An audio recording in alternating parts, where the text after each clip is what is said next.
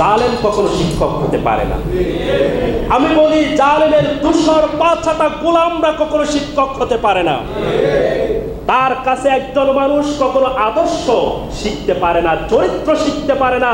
যে প্রিন্সিপাল, যে অধ্যক্ষ, যে হেডমাস্টারের নিজের ভিতরে চরিত্র নেই, আদর্শ নেই, সে কিভাবে মানুষের শিক্ষক হতে পারে? তাকে শিক্ষক হিসেবে অপমানিত করা হয় নাই, অব্যাহতির জন্য, বহিষ্কারের জন্য জোর করা হয় নাই, বরঞ্চ একজন জালেমের দোসরকে তার আসন থেকে সরিয়ে দেয়া হয়েছে তার জুলুমের কারণে। আপনি একটি কথা বলতে পারেন নাই, চাটকারিতা করে অসংখ্য ছাত্রের জীবনকে আপনি নষ্ট করে দিয়েছেন। সেখানে খেয়ে নামাজ পড়তো, তাদের সাথে ওদের সাথে কাদের সম্পর্ক, নামাজি দিনদার মানুষদের সাথে কাদের সম্পর্ক, থানায় তাদেরকে তুলে দিয়েছেন, তাদের লিস্ট দিয়েছেন না তাদেরকে গোপনে গোপনে। আপনি তো শুধু একজন শিক্ষক, একজন কি বলে এটাকে, শিক্ষক হওয়া তো দূরের কথা, আপনি তো মানুষও হতে পারেন নাই। জুড়ে বলুন ঠিক কিনা? মানুষ হওয়ার জন্য কিছু কোয়ালিটি থাকা দরকার। আপনি তো মানুষ হবেন। হ্যাঁ, কোনো আদর্শ, ন্যায়, নীতিবান কোনো শিক্ষক যদি লাঞ্ছিত হয়, সেক্ষেত্রে অবশ্যই আমাদের কথা আছে কি নেই? কোন একজন নিরপরাধ মানুষকে ন্যূনতম তুই করে কথা বলার অধিকার আল্লাহ কাউকে দেন নাই। তাকে ধমক দেওয়ার, তাকে অব্যাহতির জন্য চাপ দেওয়ার কোনো সুযোগ ইসলামে নাই। কিন্তু যারা অন্যায় করেছে তাদেরকে তো, তারা যদি চেয়ার থেকে উঠতে না চায়, কারণ যারা জুলুম করে তারা জানে যে চেয়ার থেকে যদি উঠে যায় তাহলে আমার অবস্থা তো রাস্তার কুকুরের চেয়েও খারাপ হয়ে যাবে, ইঁদুরের গর্তও পাবো না লুকিয়ে থাকার জন্য। এরা জানে, তাই স্বৈরাচারদেরকে, জালেমদেরকে অনেক বড় অপারেশন করে তাদের চেয়ার থেকে, তাদের পাছাকে আলাদা করতে হয়। কথা বুঝতে পারছেন? সম্মানিত উপস্থিতি, ইচ্ছাকৃতভাবে মুমিনদেরকে যদি হত্যা করা হয় অথবা তাদের সহযোগী হওয়া, তাহলে তাদের উপর আল্লাহর লানত আছে কি নেই? সম্মানিত মুসল্লিয়ান কিরাম, আল্লাহ সুবহানাহু ওয়া তাআলার দরবারে শুকরিয়ার সুজুদ পেশ করছি যে আল্লাহ রাব্বুল আলামিন আমাদেরকে সুন্দরতম সময়ে তার ডাকে সাড়া দেওয়ার তৌফিক দান করেছেন। মনিবের দরবারে শুকরগুজার হচ্ছি, সকলে পড়ছি আলহামদুলিল্লাহ। মাহে রবিউল আউয়ালের প্রথম জুমায় আজকের এই পবিত্রতম সময়ে আমরা এমন একটি বিষয়কে নির্ধারণ করেছি আলোচনার জন্য, যা জানা আমাদের জন্য অতীব গুরুত্বপূর্ণ। আমরা কেউ অভিশপ্ত হতে চাই না, আমরা কেউ আল্লাহর রহমত থেকে বঞ্চিত হতে চাই না। লাআনা এর অর্থ হচ্ছে আল্লাহর রহমত থেকে বঞ্চিত হওয়া। আমরা কেউ কি আল্লাহর রহমত থেকে বঞ্চিত হতে চাই? আমরা কেউ কি অভিশপ্ত হতে চাই? আমরা আজকে আলোচনা করব কোরআন এবং হাদিসের আলোকে অভিশপ্ত কারা। যারা অভিশপ্ত, কোরআন এবং হাদিসের সুস্পষ্ট বর্ণনা এসেছে, আমরা তাদের দলে বা তাদের কাছে না থাকার বিষয়ে সিদ্ধান্ত গ্রহণ করতে হবে, চেষ্টা করতে হবে, আমরা যেন তাদের অন্তর্ভুক্ত হয়ে না যাই। আল্লাহ তৌফিক দান করে সকল বলি আমিন। এই জন্য মানার নিয়তে, আমরা আমলের নিয়তে আলোচনা শোনার চেষ্টা করব। অভিশপ্তদের মধ্যে প্রথম নম্বর অভিশপ্ত হচ্ছে যারা মুশরিক এবং কাফের অবস্থায় মৃত্যুবরণ করে। মুশরিক এবং কাফের অবস্থা। আসলে আমরা মনে করি যে ঈমান এনে বা আমাদের মা বাবা মুসলমান, তাদের ঘরে জন্মগ্রহণ করেছি, আমরা মুসলমান। কিন্তু আমরা অনেকবার আলোচনা করেছি, অনেক সময় আলোচনা করেছি, জন্মসূত্রে একটা বংশের লকব পাওয়া যায় কিন্তু ধর্মীয় লকব পাওয়া যায় না। ধর্ম এটা পালনের না, এটা কোনো ঘরে কোনো বাড়িতে জন্মগ্রহণ করলেই আপনি পরিপূর্ণ সেই ধর্মের অনুসারী দাবি করতে পারেন না। আপনার এই পরিচয় যখন আপনি বহন করবেন, আপনি নিজেকে যখন মুসলমান দাবি করবেন, তখন আপনার যাবতীয় সত্তা, ইচ্ছা, অনিচ্ছা সব কিছু আল্লাহর সামনে সমর্পণ করে দিতে হবে। এই জন্য আমরা যারা জন্মসূত্রে মুসলমান, আমাদেরকে আমলি সূত্রে মুসলমান হতে হবে ইনশাআল্লাহ বলেন। এই জন্য কাফের এবং মুশরিক, যাদেরকে আমরা কাফের এবং মুশরিক হিসেবে চিহ্নিত করি, তারাই শুধু কাফের এবং মুশরিক নয়। আমরা যারা দাড়ি টুপি রাখি, যারা মুসলিম সমাজে বসবাস করি, যারা তাদের মুসলিম মা বাবার সন্তান, এমন অনেক লোক আছে তাদের আমলের কারণে কাফের এবং মুশরিক হয়ে যেতে পারে, কিন্তু নামাজও পড়তেছে, হজও করতেছে। ওয়ামান লাম ইয়াহকুম বিমা আনজালাল্লাহু ফাউলাইকা হুমুল কাফিরুন ফাউলাইকা হুমুজ জালিমুন ফাউলাইকা হুমুল খাসিরুন। তাহলে তিনি হজ করে কি লাভ হবে? আল্লাহ বলছেন, আল্লাহর বিধান অনুযায়ী যদি ফায়সালা না করো সমাজে, রাষ্ট্রে, তাহলে তুমি কাফের হয়ে যাবে, জালেম হয়ে যাবে, তুমি ক্ষতিগ্রস্তদের অন্তর্ভুক্ত হয়ে যাবে। এই জন্য আমরা এটা বলবো না যে যাদেরকে আমরা চিহ্নিতভাবে চিনি যে এরা কাফের, এরা মুশরিক নয়। কাফের এবং মুশরিক আপনার আমার লেবাস ধরে আমাদের সমাজেও আছে কি নাই? আল্লাহ রাব্বুল আলামিন তাদের উপর লানত করেছেন সূরা আল বাকারার 161 162 নম্বর আয়াত, ইন্নাল্লাযীনা কাফারু ওয়া মাতু ওয়া হুম কুফফারুন উলাইকা আলাইহিম লা'নাতুল্লাহি ওয়াল মালাইকাতি ওয়ান নাসি আজমাইন। নিশ্চয় যারা কুফরি করে এবং ওই কাফের অবস্থায় মৃত্যুবরণ করে, তাহলে কাফের হলে সে অভিশপ্ত নয়, বরং কাফের অবস্থায় যদি মৃত্যুবরণ করে তাহলে সে অভিশপ্ত। এই জন্য এখন সমাজে যে কাফের তাকে সরাসরি ব্যক্তিকে নির্ধারণ করে কাফের বলা এটা ইসলামী নিষেধ। কারণ হয়তো মৃত্যুর আগেই সে আপনার চেয়ে সাত খাঁটি মুসলমান হতে পারে, এটা হাদিসে আছে। এই জন্য আমভাবে বলা যাবে যে কাফের যারাই মৃত্যুবরণ করবে কাফের অবস্থায় তারা কি লা'নাতুল্লাহ, আল্লাহর লানত তাদের উপরে, ওয়াল মালাইকা ফেরেশতাদের লানত, ওয়ান নাসি আজমাইন সমস্ত মানবতার লানত অভিশাপ তাদের উপরে। সূরা আহজাবের 64 নম্বর আয়াত, ইন্নাল্লাহা লা'নাল কাফিরিনা ওয়া আ'আদ্দা লাহুম সাঈরা, যে নিশ্চয় যারা কাফের তাদের উপরে আল্লাহর লানত এবং তাদের জন্য প্রস্তুত করে রাখা হয়েছে জ্বলন্ত অগ্নি। আল্লাহ রাব্বুল আলামিন সূরা বাকারার 89 নম্বর আয়াতেও অনুরূপ কথা বলেছে। 2 নম্বর কাদের উপরে লানত? ইহুদিদের উপরে লানত। কাদের উপরে? ইহুদিদের উপরে লানত। সূরা মাইদা 60 নম্বর আয়াতের দিকে আমরা যদি নজর দিই তাহলে আমরা পাবো আল্লাহ রাব্বুল আলামিন তার হাবিবকে বলছেন, কুল হাল উনাব্বিউকুম বিশাররিম মিন যালিকা মাসুবাতান ইনদাল্লাহি মান লা'নাহুল্লাহ ওয়া গাদিবা আলাইহি ওয়া জাআলা মিনহুমুল কিরাদাতা ওয়াল খানাজিরা ওয়া আবাদাত তাগুত। হে নবী, আপনি তাদেরকে বলুন যে তোমাদের প্রতিফল, মন্দ প্রতিফল আল্লাহর কাছে কি আছে সেটা আমি জানি। যাদের উপর আল্লাহর লানত অভিশাপ দেয়া হয়েছে, যাদের উপর আল্লাহর ক্রোধ, রাগ, গুসা, ওয়া জাআলা মিনহুমুল কিরাদাতা ওয়াল খানাজির, তারা তো ওই সমস্ত লোক তাদের কিছুকে আল্লাহ রাব্বুল আলামিন বানর করে দিয়েছেন, কিছুকে শূকরে পরিণত করে দিয়েছেন। আমরা জানি অনেক জনগোষ্ঠীকে আল্লাহ রাব্বুল আলামিন শূকর এবং বানরে পরিণত করে দিয়েছিল, ঠিক কিনা? এরা ইহুদি গোত্রের ছিল, ইহুদি ধর্মের অনুসারী ছিল। যে বিধান আল্লাহর পক্ষ থেকে নাজিল হয়েছিল সেটাকে তারা পরিবর্তন করেছে, পরিমার্জন করেছে। যার কারণে আল্লাহ রাব্বুল আলামিনের হাবিব বলেন, তোমাদের মধ্যে কাদের পরিণাম মন্দ আমি আল্লাহর নবী জানি, আল্লাহ আমাকে জানিয়ে দিয়েছে। তাদের কতককে বানিয়ে দেওয়া হয়েছে বানর, কতককে বানিয়ে দেওয়া হয়েছে শূকর। ওয়া ইবাদাত তাগুত, এবং তারা ইবাদত করত তাগুতের, শয়তানের। আল্লাহ ছাড়া যত মানুষের পূজা করা হয় সেটা দেখা যাক আর দেখা না যাক, সেটা জিন হোক আর মানুষ হোক, সবগুলোকে তাগুত বলা হয়। আপনি যদি এমন নেতার অনুসরণ করেন যে নেতা ইসলামিস্ট নয়, কোরআন এবং সুন্নাহ অনুযায়ী যে নেতা চলে না, চালাতে চায় না কর্মীদেরকে, এরা সবাই তাগুত। এরা সবাই কি? যে পীর এবং মাশায়েখ, আলেম, উলামা জালেমদের দূষর হবে, যারা জালেমদের চাটুকার হবে, তারা সবাই তাগুত। তারা সবাই কি? তাগুত। তাদের এখানে জিকির আছে কিন্তু আল্লাহ রাসূল কিভাবে জিকির করেছেন সেই জিকির নাই, তাদের নিজেদের বানানো জিকির আছে। জোরে বলুন ঠিক কিনা? এরা সবাই তাগুত। সুতরাং আল্লাহ রাব্বুল আলামিন বলেন তাদের কতককে বানিয়ে দেয়া হয়েছে তাগুতের অনুসারী। উলাইকা শাররুন মাকানান ওয়া আদাল্লু আন সাওয়াইস সাবিল, তাদের মর্যাদা শানের দিক দিয়ে কত নিকৃষ্ট মানে তারা পৌঁছে গিয়েছে তারা নিজেরাও জানে না, তারা সঠিক পথ থেকে বিচ্যুত হয়ে গেছে অনেক দূরে। আল্লাহ রাব্বুল আলামিন অন্য আয়াতে বলেন সূরা আন-নিসা 52 নম্বর আয়াতে, উলাইকা আল্লাযীনা লা'নাহুমুল্লাহু ওয়া মান ইয়ালআনিল্লাহু ফালান তাজিদ লাহু নাসীরা, যে তাদের উপরে আল্লাহর লানত এবং যাদের উপরে আল্লাহর লানত অভিশাপ, তাদের কোনো সাহায্যকারী নাই। তাহলে 2 নম্বরে আমরা পেলাম কাদের উপরে লানত? ইহুদিদের উপর। কাদের উপরে? 3 নম্বর হচ্ছে মুনাফিক নারী পুরুষদের উপরে আল্লাহর লানত। মুনাফিক কোথা থেকে হয়? মুসলমান থেকে হয়। কোথা থেকে হয়? মসজিদে নববী বিআইতে না, শুধু মসজিদে নববী, মসজিদে হারামের ভিতরেই মুনাফিক ছিল কি ছিল না?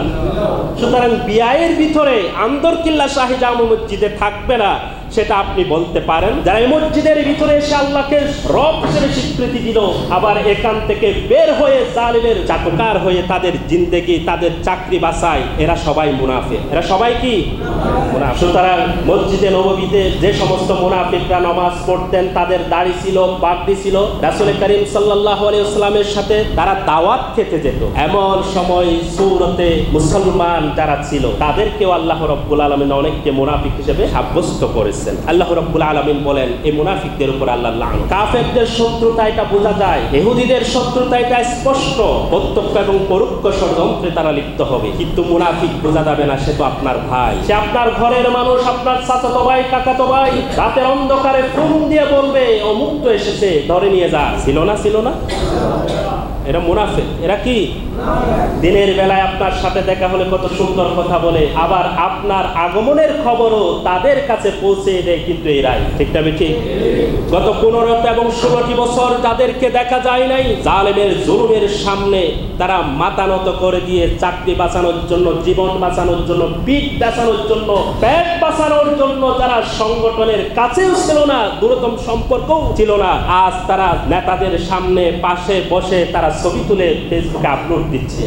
এরাই মুনাফিক। এরা কি? এদের বিষয়ে ইসলামী আন্দোলনের নেতা কর্মীদেরকে সজাগ থাকতে হবে। এদেরকে কোনো সুযোগ দেওয়া হবে না। যারা কষ্টের সময় একটি দলের পাশে ছিল না, তারা নিয়ামতের সময়, সুখের সময় পাশে এসে ছবি তুলে বাক্কা একেবারে জামাতি, শিবিরি, হেফাজতি পরিচয় দেবে, এই অধিকার তাদের নাই।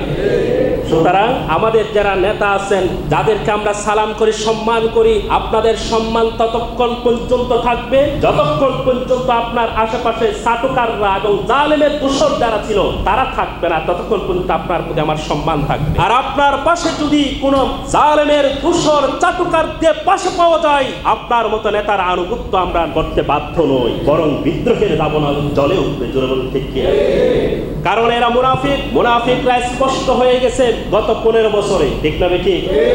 ওয়া'দাল্লাহুল মুনাফিকিনা ওয়াল মুনাফিকাতি ওয়াল কুফফারা নারা জাহান্নাম খালিদিনা ফিহা হিয়া হাসবুহুম। আল্লাহ রাব্বুল আলামিন বলেন সূরা তাওবা 68 নম্বর আয়াত, ওয়া'দাল্লাহুল মুনাফিকিন, আল্লাহ রাব্বুল আলামিন ওয়াদা করেছেন। আল্লাহ ওয়াদা করেছেন, এটা কি ভাঙার কোনো সুযোগ আছে? এটা কি ভাঙবে? আমাদের নেতা নেত্রীরা কত ওয়াদা করেছে, এখন তারা কেউ নাই।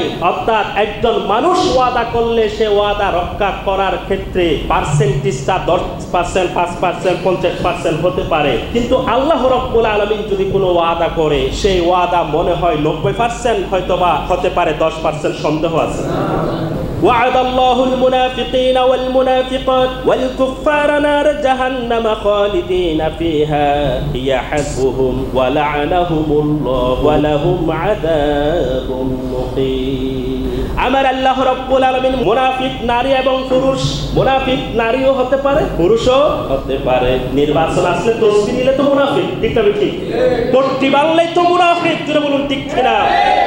যখন মুসলমানদের দেখে তখন তার রক্ত টকবক করে ওঠে, কখন মুসলমানদেরকে সচ্চা ইমানদারদেরকে খতম করে খুন করবে, রক্তের নেশায় মাতোয়ারা হয়ে যাবে। আবার যখন হজের মৌসুম আসে তখন হজ করতে যায়, উমরা করার সুযোগ পেলে উমরা করতে যায়। এরাই হচ্ছে মুনাফিক। এরা কি? আল্লাহ রাব্বুল আলামিন বলেন ওয়াদা করতেছেন আল্লাহ, এই ওয়াদা কখনো ভঙ্গ হবে না, কখনো রদ হবে না। এমন নারী এবং পুরুষ আর কাফের যারা রয়েছে, নারা জাহান্নাম খালিদান ফিহা ইয়াহবুহুম, এটাই তাদের জন্য যথেষ্ট। তারা জাহান্নামে যাবে। কোথায় যাবে? চিরস্থায়ী জাহান্নাম। কোথায়? তাহলে মুনাফিকরা জাহান্নামে যাওয়ার পরে জান্নাতে যাওয়ার আর স্বপ্ন কিংবা দুঃস্বপ্ন দেখার কোনো সুযোগ নাই। খালিদিনা ফিহা ইয়াহবুহুম, এটাই তাদের জন্য যথেষ্ট। ওয়ালা'নাহুমুল্লাহ, আর তাদের উপর আল্লাহর অভিশাপ। 2 নাম্বার। 3 নাম্বার, ওয়ালাহুম আযাবুম মুকিম, তাদের জন্য একাই আযাবের ব্যবস্থা করে রাখা হয়েছে। সুতরাং কাফেরদের ক্ষেত্রে যত না কঠোর কথা আল্লাহ বলেছেন, তার চেয়ে বেশি কঠোর কথা বলেছেন মুনাফিক। ঠিক না ঠিক?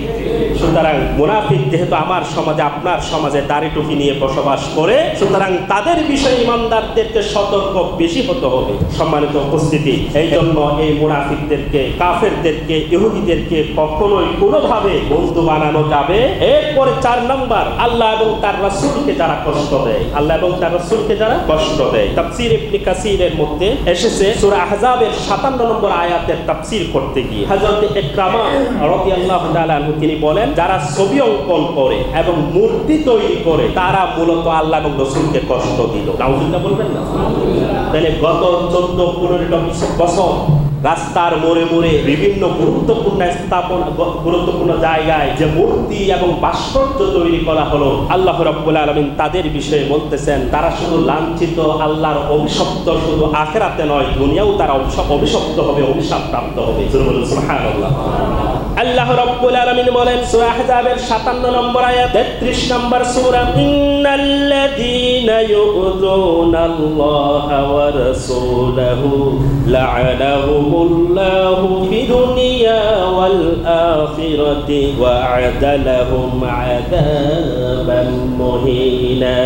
নিশ্চয় যারা আল্লাহকে কষ্ট দেয়, যারা রাসূলকে কষ্ট দেয়, তাদের উপরে দুনিয়া এবং আখিরাতে লানত, অভিশাপ, ওয়া আ'আদা লাহুম আযাবান মুহিনা, আর তাদের জন্য রয়েছে অপমানজনক শাস্তি। কিসের শাস্তি? অপমানজনক, লাঞ্ছনাদায়ক শাস্তির ব্যবস্থা দুনিয়াতেও আছে, আখিরাতেও আছে। আমার ভাইরা, যখন একজন মানুষ ইসলামের কথা বলে, যখন দ্বীনের দাওয়াত দেয়, শুধুমাত্র দ্বীনের কারণে যদি কাউকে নির্যাতন করা হয়, নিষ্পেষণ করা হয়, হামলা করা হয়, খুন করা হয়, ফাঁসি দেওয়া হয়, রশি বেঁধে জালেমরা যখন তাকে নিয়ে যাবে, তাদের মুখ থেকে সব সময় আল্লাহর জিকির আসবে আর মুখে হাসি থাকবে। বলুন ঠিক কিনা?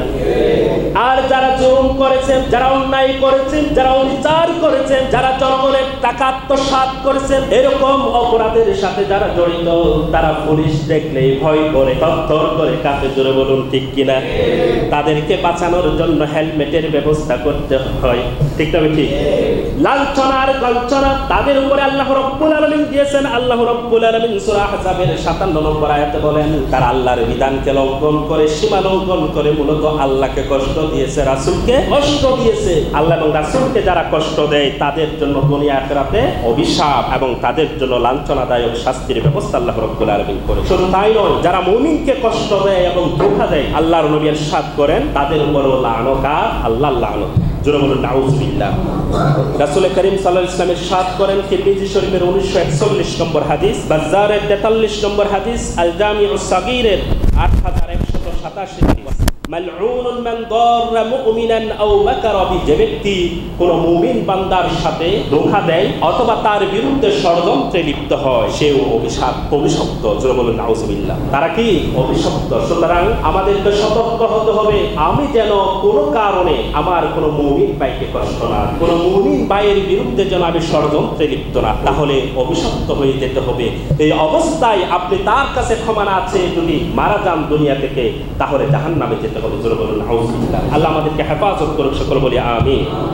তাবরানী আল মু'জামুল কাবীর 3050 নম্বর হাদিস, সহিহার 2294 নম্বর হাদিস, আল্লাহর নবী ইরশাদ করেন মান আদাল মুসলিমিনা ফি তুরুকিহিম ওয়াজাবাত আলাইহি লা'নাতুহু, যে ব্যক্তি পথে ঘাটে চলতে গিয়ে মুমিনকে কষ্ট দেয়, আছে না নাই? রাস্তা দিয়ে চলাফেরা করতে পারে না, বাড়িতে যেতে পারে না, ঘরে যেতে পারে না, বাজারে যেতে পারে না, প্রয়োজনে কাজকর্ম করতে যেতে পারে না, এমন মানুষদেরকে, মুমিনদেরকে যারা কষ্ট দেয়, ওয়াজাবাত আলাইহি লা'নাতুহুম, তাদের উপরে আল্লাহর লানতটা আবশ্যিক হয়ে যায়। বলুন নাউযুবিল্লাহ। সম্মানিত উপস্থিতি, সুতরাং আমরা যেন অভিশপ্ত হয়ে না যাই, কাউকে পথে ঘাটে চলার ক্ষেত্রে যেন কষ্ট না দিই, সেদিকে আমাদেরকে খেয়াল রাখতে হবে। ইচ্ছাকৃতভাবে কোনো মুমিনকে যদি হত্যা করা হয়, কোনো মুমিনকে যদি হত্যা করা হয়, তাহলে তাদের উপরও আল্লাহ লানত। সূরা আন-নিসা 93 নম্বর আয়াত, আল্লাহ রাব্বুল আলামিন বলেন ওয়া মান ইয়াকতুল মুমিনান মুতাআম্মিদান ফাজাযাউহু জাহান্নামু খালিদান ফিহা وغضب الله عليه ولعنه وأعد له عذابا عظيما। আল্লাহ রাব্বুল আলামিন বলেন যদি কেউ কোনো মুমিনকে ইচ্ছাকৃতভাবে অন্যায়ভাবে হত্যা করে, ফাজাযাউহু জাহান্নামু খালিদান ফিহা, তাহলে তারা চিরস্থায়ীভাবে জাহান্নামে চলে যাবে, চিরস্থায়ীভাবে সেখানে থাকবে। ওয়া গাদিবাল্লাহু আলাইহি, আল্লাহর গজব, আল্লাহ রাব্বুল আলামিনের গোসা তার উপর পতিত হবে। ওয়া লা'নাহু, আল্লাহর অভিশাপ তার উপর পতিত হবে। ওয়া আ'আদ্দা লাহু আযাবান আযীমা, এবং তাদের জন্য প্রস্তুত করে রাখা হয়েছে বড় কঠিন শাস্তি। জোরে বলুন আল্লাহ শুধু অভিশাপের কথা বলেন নাই, শুধু জাহান্নামে দেবে এতটুকুতে ক্ষান্ত হয়ে যান নাই। একটি নয়, দুইটি নয়, চারটি কথা বলেছেন আল্লাহ রাব্বুল আলামিন। যারা কোনো মুমিন বান্দাকে হত্যা করবে তাদের কোনো বাঁচার সুযোগ নাই, জোরে বলুন ঠিক কিনা? তাদের ক্ষমা করার কোনো সুযোগ আছে নাকি? নাই। আমার ভাইয়েরা, আল্লাহ রাব্বুল আলামিন বলেন এমন মুমিনকে যদি কেউ হত্যা করে তাহলে সে জাহান্নামে যাবে, তার উপর আল্লাহর গজব, তার উপর আল্লাহর লানত, তার জন্য স্পেশাল বড় বড় শাস্তির ব্যবস্থা করে রাখা হয়। জোরে বলুন নাউযুবিল্লাহ। সুতরাং যারা খুন করেছে, সেই খুন করে যে অপরাধ সে করেছে, আপনি তাকে সমর্থন করে, তাকে সহযোগিতা করে, অথবা এই জুলুমের বিষয়ে আপনি নীরবতা পালন করে একই ধরনের গুনাহের বাগী হয়ে তওবা করতে হবে। কি করতে হবে? তওবা করতে হবে। জবানটা আল্লাহ রাব্বুল আলামিন দিয়েছেন সত্য বিমুখ হওয়ার জন্য নয়, সত্য কথা বলার, হকের পক্ষে কথা বলার জন্য। কিন্তু আপনি কি করলেন? যে ঘরে থাকতে পারবো না, বাড়িতে থাকতে পারবো না, চাকরিটা চলে যাবে, এই চিন্তায় মশগুল হয়ে আপনি হকের পক্ষে তো দাঁড়ালেন না। যারা নাহকের পক্ষে ছিল, জালেমের পক্ষে ছিল, যারা জুলুম করেছে, মানুষ খুন করেছে, আপনারা তাদের পক্ষে অনেক সময় বাহবাও দিয়েছেন, আছে না নাই? আজকে অনেকে বলে থাকে যে অনেক শিক্ষককে লাঞ্ছিত করা হয়, ঠিক না ঠিক? আমি বলি জালেম কখনো শিক্ষক হতে পারে না। আমি বলি জালেমের দূষর পাঁচটা গোলামরা কখনো শিক্ষক হতে পারে না। তার কাছে একজন মানুষ কখনো আদর্শ শিখতে পারে না, চরিত্র শিখতে পারে না। যে প্রিন্সিপাল, যে অধ্যক্ষ, যে হেডমাস্টারের নিজের ভিতরে চরিত্র নেই, আদর্শ নেই, সে কিভাবে মানুষের শিক্ষক হতে পারে? তাকে শিক্ষক হিসেবে অপমানিত করা হয় নাই, অব্যাহতির জন্য, বহিষ্কারের জন্য জোর করা হয় নাই, বরঞ্চ একজন জালেমের দোসরকে তার আসন থেকে সরিয়ে দেয়া হয়েছে তার জুলুমের কারণে।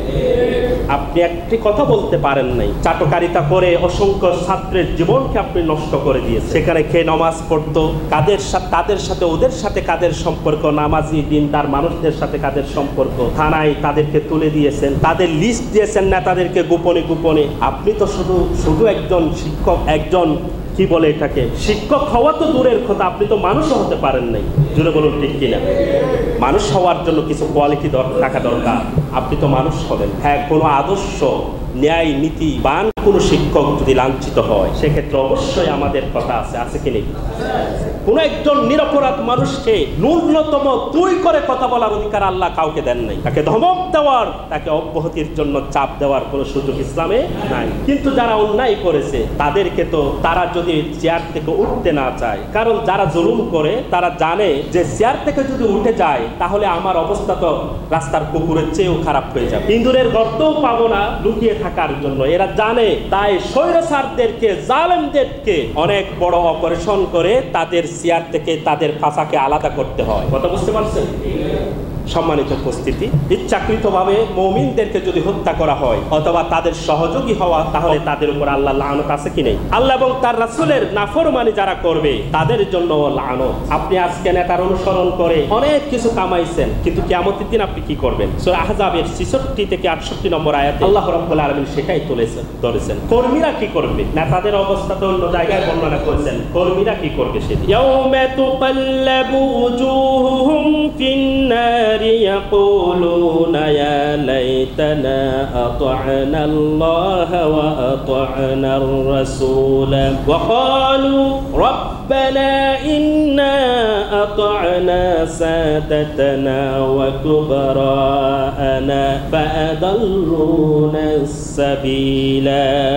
আল্লাহ রাব্বুল আলামিন বলেন, জাহান্নামে যখন ওই কর্মীদেরকে নিক্ষেপ করা হবে যারা জালেমের অনুসারী ছিল, যারা খুনির অনুসারী ছিল, যারা লুটেরাদের অনুসারী ছিল, ইসলাম বহির্ভূত আইন যারা পাশ করত তাদেরকে সমর্থন করেছে, তাদেরকে জাহান্নামে যখন নিক্ষেপ করা হবে, সেখানে জাহান্নামের মধ্যে ওই টকবক করা সিদ্ধ পানিতে যেমন একটা কিছু দিলে সেটা ওলট পালট হয়, সেরকম আগুনের ভিতরে তারা ওলট পালট হতে থাকবে। ইয়াকুলুনা, চিৎকার দিয়ে বলবেন, ইয়া লাইতানা, আফসোস আমাদের জন্য, আতা'না আল্লাহ ওয়া আতা'নার রাসূল, আমরা যদি দুনিয়ায় থাকা অবস্থায় আল্লাহ এবং রাসূলের অনুসরণ করতাম কতই না ভালো হতো। ওয়াকালু, তারা আরো বলবে, রব্বানা ইন্না আতা'না সাদাতানা ওয়া কুবরাআনা, ফাআদাল্লুনাস সাবিলা।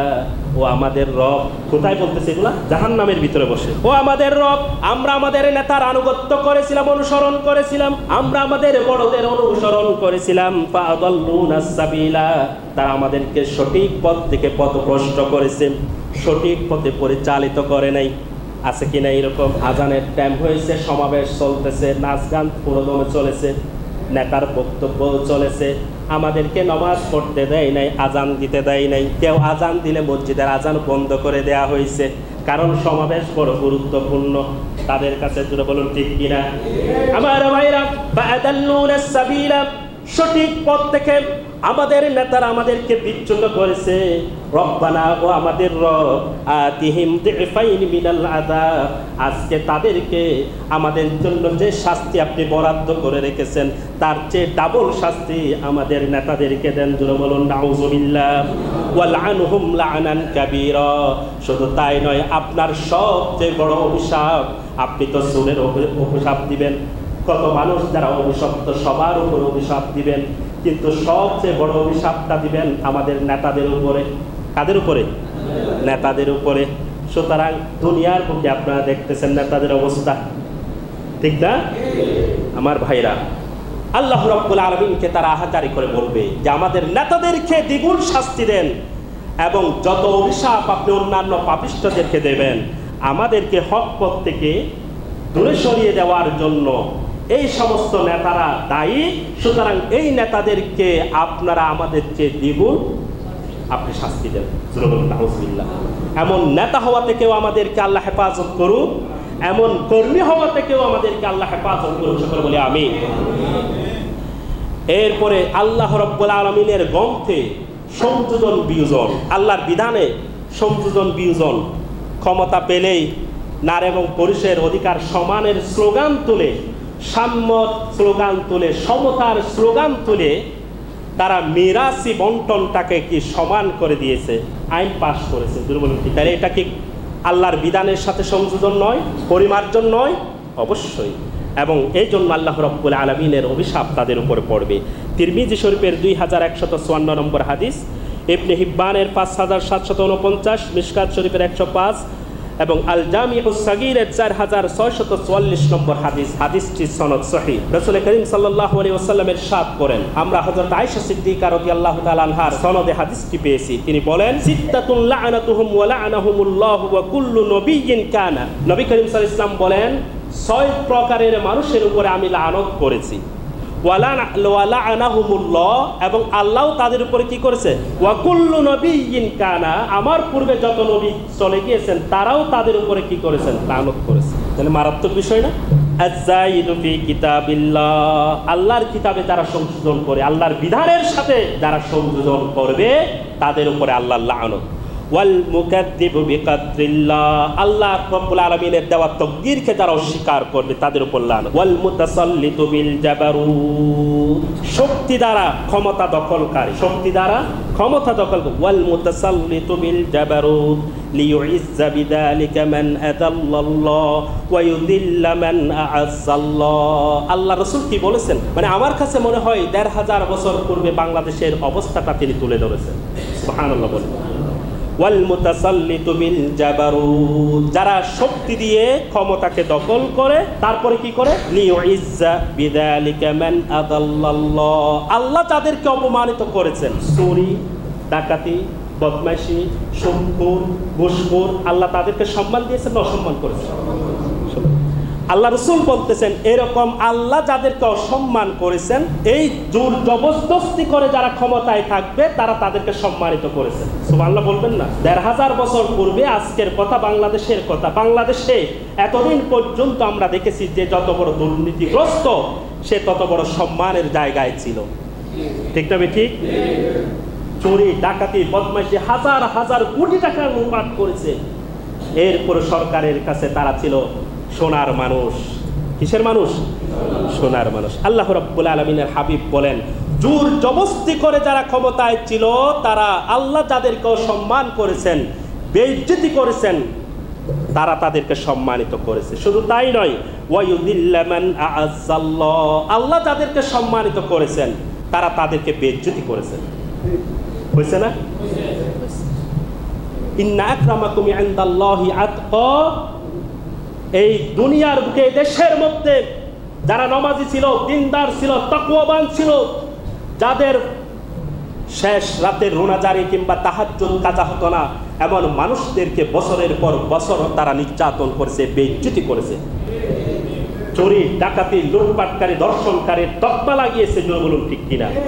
আল্লাহর নবী বলেন ওয়াইযিল্লা মান আ'আজ্জাল্লাহ, আল্লাহ তাদেরকে সম্মানিত করেছেন অথচ তারা তাদেরকে বেইজ্জতি করেছেন। তাহলে 3 নাম্বার হচ্ছে এরা, এদের উপর আল্লাহর লানত। ওয়াল মুস্তাহিল্লু লিহুরুমিল্লাহ, আল্লাহ যা হারাম করেছেন তারা সেটাকে হালাল মনে করেছেন, হালাল করেছেন। ওয়াল মুস্তাহিল্লু মিন ইতরাতি মা হারামাল্লাহ, এবং আল্লাহ রাব্বুল আলামিন যা হারাম করেছেন আমার আত্মীয় স্বজনের বিষয়ে, তারা তাদের বিষয়ে হালাল করেছেন, তাদের রক্তপাতকে হালাল করেছেন। ওয়াত তারিকু লিসুন্নতি, আর যারা আমার সুন্নতকে কি করে, সুন্নত থেকে দূরে, সুন্নতকে পরিত্যাগ করে, তাদের উপরও আল্লাহর লানত। নাউজুবিল্লাহ বলেন। তাহলে এই 6 প্রকারের ভিতরে আমাদের কারো অবস্থান নেই। এই মসজিদে এখন যারা বসে আছেন এই 6 প্রকারের মধ্যে নেই আমরা কেউ, আসেনি? আল্লাহর রাসূলের সুন্নত তরককারী আছে কেউ এখানে? থাকলে কি করতে হবে? সুন্নতটা ধরার জন্য চেষ্টা করতে হবে, কি হবে না? হবে ইখলাসের সাথে। আজকের এই হাদিস শোনার পরে আপনি যতটুকু সম্ভব আল্লাহর রাসূলের সুন্নতগুলো জানার এবং মানার চেষ্টা করুন। এই হাদিসের শুরুতে আল্লাহর নবী বলেছেন, হযরত আয়েশা সিদ্দিকা বলেছেন, এই হাদিসটি রাসূল সাল্লাল্লাহু আলাইহি ওয়াসাল্লাম বর্ণনা করেছেন। আয়েশা বললেন, আমি শুনেছি আমার সামনে বলেছেন যে আল্লাহর নবী বলেছেন আমি তাদেরকে লানত করি 6 প্রকারের মানুষকে। আল্লাহ লানত করেছেন, আমার পূর্বে লক্ষ লক্ষ নবী গিয়েছেন, সবাই লানত করেছে। তাহলে এটি একটি সহজ বিষয়? আল্লাহ হেফাজত করুক আমাদেরকে, সকলে বলি আমিন। এরপরে কোরআন এবং হাদিসের বিধানকে যারা গোপন করে, অথবা কোরআন হাদিসের জ্ঞানকে যারা গোপন করে, আছে কি নেই? কোরআন হাদিসের জ্ঞান ছিল তাদের কাছে, কিন্তু তারা হকটা প্রকাশ করে নাই, বরং তো তারা এটাকে বিকৃত করেছেন। আপনারা জানেন গত সেশনের মধ্যে ইসলামের ইতিহাস 9 এবং 10 এটা তুলে দেওয়া হয়েছিল মাদ্রাসা থেকে, এবং সেই সমস্ত বইয়ের মধ্যে কোরআন এবং হাদিসে যেখানে জিহাদ সংক্রান্ত কোরআন এবং আয়াত হাদিস ছিল সেগুলো তারা বাদ দিয়েছেন, এবং সেখানে জিহাদ এটাকে তারা ভিন্ন ব্যাখ্যা করেছেন, এবং এটাকে ইসলামিজাইজেশন করার জন্য, অর্থাৎ তাদের পক্ষে উকালতি করার জন্য একটা গ্রুপকে দায়িত্ব দেওয়া হয়েছিল। সেখানে দায়িত্ব ছিল ইসলামিক ফাউন্ডেশনের গভর্নর, অনেক বড় মাদ্রাসার প্রিন্সিপাল, নাম ধরলাম না, অনেক বড় একজন আলেম, কি বলে আরবি বিশ্ববিদ্যালয়, আরবি ইসলামী বিশ্ববিদ্যালয়ের যিনি গিয়েছিলেন প্রভাইস চ্যান্সেলর, ইতিপূর্বে যাকে কয়েকদিন আগে অব্যাহতি দেওয়া হয়েছে, উনি অনেক বড় আলেম। ওনারা সবাই মিলে কি করেছেন, কিছু আল্লাহ এবং রাসূলের কিছু হক কথাকে গোপন করেছেন। ঠিক না ঠিক? আসুন তাদের বিষয়ে আল্লাহ রাব্বুল আলামিন সূরা আল বাকারা 159 নম্বর আয়াতে কি বলেছেন? আল্লাহ রাব্বুল আলামিন বলেন, ইন্নাল্লাযীনা ইয়াকতুমুনা মা আনজালনা মিনাল বায়্যিনাতি ওয়াল হুদা মিন বা'দি মা বায়্যানাহু লিন-নাস ফিল কিতাব, কিতাবের মধ্যে যে বিস্তারিত তথ্য আমি বর্ণনা করেছি, বায়্যিনাত বিস্তারিত তথ্য আমি বর্ণনা করেছি, কিন্তু তারা কি করেছে, সেগুলোকে গোপন করেছে। সত্য তারা জানার পরেও, তারা সেগুলো লেখাপড়া করার পরেও এই সত্যকে তারা গোপন করেছে। উলাইকা ইয়ালআনুহুমুল্লাহ, আল্লাহর লানত তাদের উপরে। জোরে বলুন আমিন। এই সমস্ত আলেমদেরকে আল্লাহ অভিশপ্ত করবে দুনিয়াতে এবং আখিরাতে। জোরে বলুন ঠিক কিনা? আল্লাহ রাব্বুল আলামিন তাদেরকে মৃত্যুর আগেই তওবা করে সঠিক পথে ফিরে আসার তৌফিক দান করুন। জনগণের সামনে 17 কোটি 18 কোটি মানুষের সামনে তাদেরকে ক্ষমা চাইতে হবে, আল্লাহর কাছে চোখের পানি ফেলে শেষ রাতে ক্ষমা চাইতে হবে। আল্লাহ আল্লাহ মাফ করবেন না। জোরে বলুন ঠিক কিনা? তাদের উপর আল্লাহর লানত। উলাইকা ইয়ালআনুহুমুল্লাহ ওয়া ইয়ালআনুহুমুল লাঈনুন, যারা লানত করে সেই সমস্ত লানতকারীদের লানতও তাদের উপরে। যারা লানত করে কারা? ফেরেশতারা দুই শ্রেণীর মানুষ, এক শ্রেণীর মানুষের উপর লানত করে, আরেক শ্রেণীর মানুষের জন্য দোয়া করে। কোনো এক সময় সুযোগ হলে সে বিষয়ে আলোচনা করবো ইনশাআল্লাহ। এই ফেরেশতারা যাদেরকে লানত করে, এই ফেরেশতারা লানত করে, এই ফেরেশতাদের লানতও তাদের উপরে। আল্লাহ বলতেছেন শুধু আমি আল্লাহর লানত না, ফেরেশতার কি গণনা করে শেষ করা যাবে? গণনা করে শেষ করা যাবে না। এরকম অসংখ্য অগণিত ফেরেশতার লানতও তাদের উপরে। জোরে বলুন নাউজুবিল্লাহ। ومن أظلم ممن كتم شهادة عنده من الله وما الله بغافل عما تعملون। সূরা বাকারা 140 নম্বর আয়াত। তার চেয়ে জালেম আর কে হতে পারে যে আল্লাহর পক্ষ থেকে প্রমাণিত সত্য আসার পরেও সেটাকে গোপন করে, সেটাকে কি করে? গোপন করে। তার চেয়ে বড় জালেম আর কে হতে পারে? তা আল্লাহ এদের চেয়ে তাদেরকে বেশি বড় জালেম বলেছেন, ঠিক না ঠিক? কারণ যারা ইসলাম সম্পর্কে কিছু জানে না, জালেম, এদেরকে সবক দিত যে আপনি এটা বলেন, শেষে লাগাই দিবেন এটা মদিনার সনদে আছে না? এদের কিছু, এটা তো আলেমরাই করেছে নাকি না? মদিনার সনদের রাষ্ট্রসন, মদিনার সনদে কোন নারী নেতৃত্ব দিয়েছে বলেন তো? গোড়াই তো গলত। হযরত আয়েশা সিদ্দিকা, হযরত হাফসা, তারা কিছু এলেম বিতরণ করতেন, ঠিক আছে?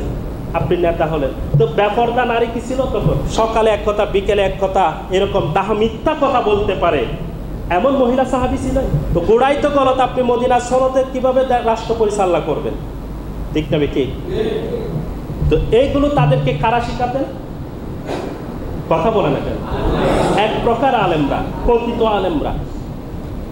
সম্রাট আকবরকেও পথভ্রষ্ট করেছে কারা? আলেমরা।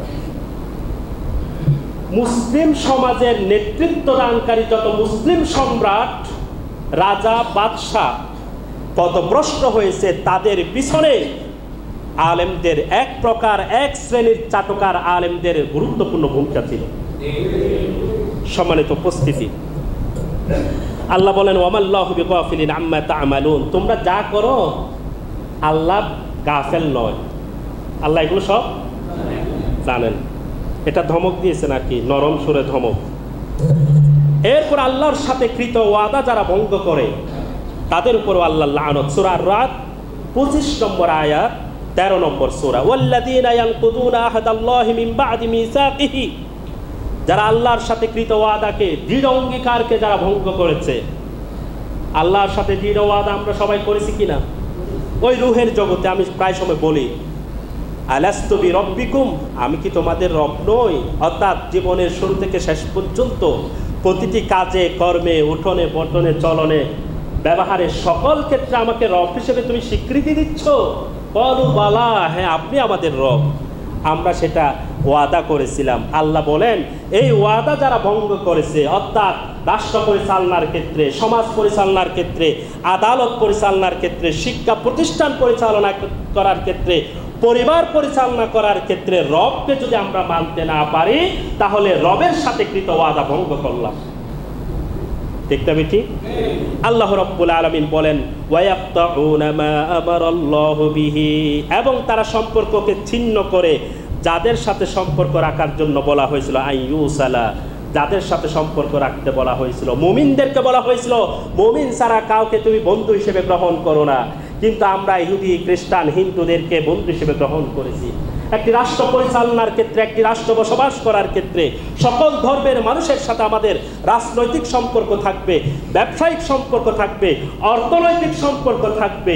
একটি সমাজের শান্তি শৃঙ্খলার জন্য যে সম্পর্কটা রাখা দরকার সেই সম্পর্ক থাকবে, কিন্তু আত্মার সম্পর্ক থাকবে না। কিসের সম্পর্ক থাকবে না?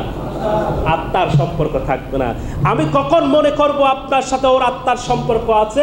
তখনই মনে করব যখন বিপদে পড়ে আপনি মুমিনদের কাছে যাওয়ার সাহস পান না, কিন্তু কাফেরদের কাছে যাওয়ার সাহস করেন। কাফেরদের কাছে চলে যান, তার কাছে সাহায্য চান, সহযোগিতা চান, অর্থাৎ তার সাথে আপনার আত্মার একটা সম্পর্ক রয়েছে। অর্থাৎ ঠিক কিনা? আমি মুমিন, আমি যদি বিপদে পড়ি, আমার আল্লাহ, আমার রাসূল তো বলেছেন মুমিন যদি মুমিনকে সাহায্য সহযোগিতা করে, আল্লাহ নিজেই ওই ব্যক্তিকে সহযোগিতা করবে। জোরে বলুন ঠিক কিনা? তাহলে আমি মুমিন যদি বিপদে পড়ে, আমি তো মুমিনের কাছে যাওয়ার কথা। আমি যখন ইসলাম বিদ্বেষীদের কাছে যাব, তাহলে ধরে নিতে হবে আমার সাথে বা ওই কথিত ব্যক্তির সাথে তার একটা হৃদ্যতার সম্পর্ক ছিল, আত্মার সম্পর্ক ছিল, আছে। জোরে বলুন ঠিক কিনা? সুতরাং আল্লাহ রাব্বুল আলামিন 1 নম্বরে বলতেছেন, আল্লাহর সাথে কৃত ওয়াদা যারা ভঙ্গ করে এবং তাদের সাথে সম্পর্ক রাখতে বলা হয়েছিল, তাদের সাথে সম্পর্ক রাখে না। ওয়ায়ুফসিদুনা ফিল আরদ, এবং জমিনের মধ্যে ফাসাদ সৃষ্টি করে, সন্ত্রাস সৃষ্টি করে। এই 3 প্রকারের মানুষের কথা বলে আল্লাহ রাব্বুল আলামিন বলেন, উলাইকা লাহুমুল লা'না, তাদের উপরে আল্লাহর লানত, তাদের উপরে আল্লাহর অভিশাপ। ওয়ালাহুম সুউদ্দার, আর তাদের জন্য প্রস্তুত করে রাখা হয়েছে কত নিকৃষ্ট, কত অধঃপতিত একটা ঘর তাদের জন্য আবাসস্থল নির্ধারণ করে রাখা হয়েছে। জোরে বলুন নাউজুবিল্লাহ। সম্মানিত উপস্থিতি, 10টি বিষয় আমরা আলোচনা করেছি। আমাদের সর্বমোট 39টি বা 40টি পয়েন্ট আমরা এখানে নোট করেছি, যে 40 প্রকারের মানুষের উপরে আল্লাহর লানত। তার মধ্যে আমরা এতক্ষণ আলোচনা করলাম কয় প্রকার? 10 প্রকার। পরবর্তী পর্বগুলো ধারাবাহিকভাবে আমরা আলোচনা করবো ইনশাআল্লাহ। আল্লাহ রাব্বুল আলামিন আমাদের সবাইকে আল্লাহর অভিশাপ থেকে নিজেদেরকে রক্ষা করার তৌফিক দান করুন। যারা অভিশপ্ত, তাদের বন্ধুত্ব গ্রহণ করা থেকে আল্লাহ আমাদেরকে হেফাজত করুন। আল্লাহ রাব্বুল আলামিনের সাথে এমন একটি সম্পর্ক আমাদের হোক, যে সম্পর্কের কারণে আল্লাহর রহমত, দয়া, করুণা দিয়ে আল্লাহ রাব্বুল আলামিন আমাদেরকে আঁকড়ে ধরবেন, তার রহমতের চাদরে আমাদেরকে আবৃত করবেন। এবং আমাদের বন্ধুরা এমনই হোক, যে সমস্ত বন্ধুদের সাথে চললে ফিরলে কিয়ামতের কঠিন মুসিবতের সময় সে বন্ধুদের সাথে আমাদের জান্নাত নসিব হবে। এমন সব বন্ধুত্ব গ্রহণ করার তৌফিক আল্লাহ আমাদেরকে দান করুক। আমিন। আসসালামু আলাইকুম ওয়া রাহমাতুল্লাহি ওয়া বারাকাতুহু।